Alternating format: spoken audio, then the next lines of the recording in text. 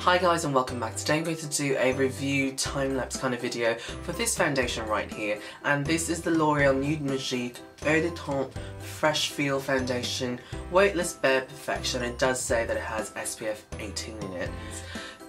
They didn't really have much of a selection at Priceline. I don't know if it's just because Priceline doesn't have all the shades, or L'Oreal Australia doesn't carry all the colours, but this one was the only one that had a golden undertone that wasn't light on my skin, so I had to go for a slightly darker one. So I guess it's good because we're heading into spring, summer, so probably I can still wear this during the summer. So enough blabbering, let's get on with the application. So I've already applied my moisturiser and my sun cream underneath. That's kind of like my usual routine, and for the test purposes I'm going to be using a primer, and this one is the L'Oreal Base Magique Transforming Smoothing Primer on one side of my face so that you guys can see how long it will last with or without primer throughout the day. I'm just going to take a little bit, and our guide is my two moles over here, or beauty spots, beauty marks, whatever you like to call it. Just going to apply it on the nose, underneath the eyes, forehead. So, according to the instructions, this is how you apply it. You shake it, and whatever is on the finger, that's what you apply on your face. So let's start off first with the primed area.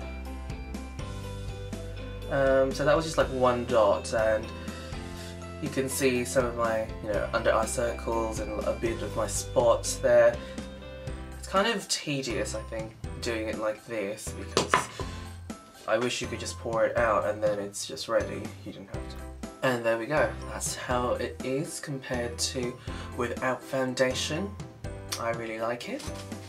Okay, so let's see how this applies on without a primer. It still applies smoothly, but compared to the primed side, not as smooth. That's the foundation applied on both sides of the face. So in total I used 6 dots, so 1, 2, 3, 1, 2, 3, just to cover each area of my face, and I'm pretty happy with the coverage. I'd say it's got a light coverage, so I might just apply another layer just for demonstration purposes, but otherwise, one layer is just good enough for me for a natural, evened out complexion look.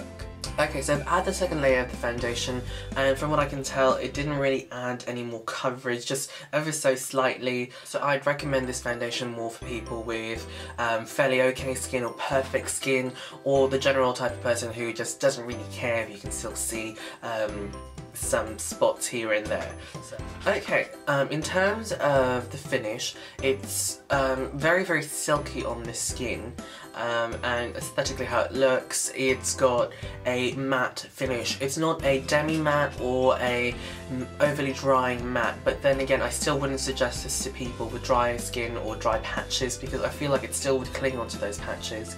I've got normal skin with a slightly oily T-zone. It's currently still winterish weather here in Melbourne, but it's very sunny, so my T-zone will get a little bit oily, so it's going to be interesting to see how this holds up throughout the day. As this foundation doesn't really cover that much, I still want to cover my under eye circles and my 5 o'clock shadow, and I'm going to be using 2 different kinds of concealers. One's a cream, one's a liquid, so you guys get to see how it works with different kinds of products again. So I'm applying the cream concealer underneath the eyes, and it actually feels so smooth, like gliding on top of this foundation.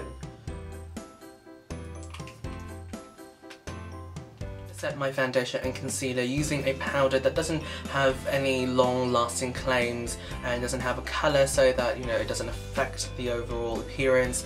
And this is the Australis Ready Set Go finishing powder, so it's basically a translucent powder. Okay, so the makeup has been set, so it's currently 10:55 in the morning, and I'll check back in every so often throughout the day just to let you guys know how this foundation is going to wear. Okay, so I've done the rest of my makeup and had a little chit chat, so it's now 11:10, and I'll check back in throughout the day. Okay, I am back, and it's now 2:40 in the afternoon. This is my face. I don't know if you can tell on camera, but I can definitely see some oil buildup around the nose, and a little bit on the forehead, but nothing really dramatic. This one is slightly, ever so slightly more dewy than this side, but you can't really tell the difference from afar unless, you know, you look up close. But otherwise, I'm pretty happy with the finish. I think I'll keep the foundation on for a few more hours, but for now I'm going to blot using oil sheets.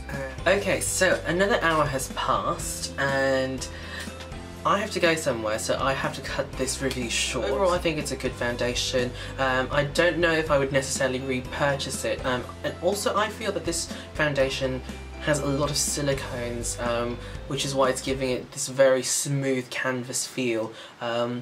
So if you guys are sensitive to silicones, then probably not try this foundation because it might break you out. Again, this side with primer, this side without primer.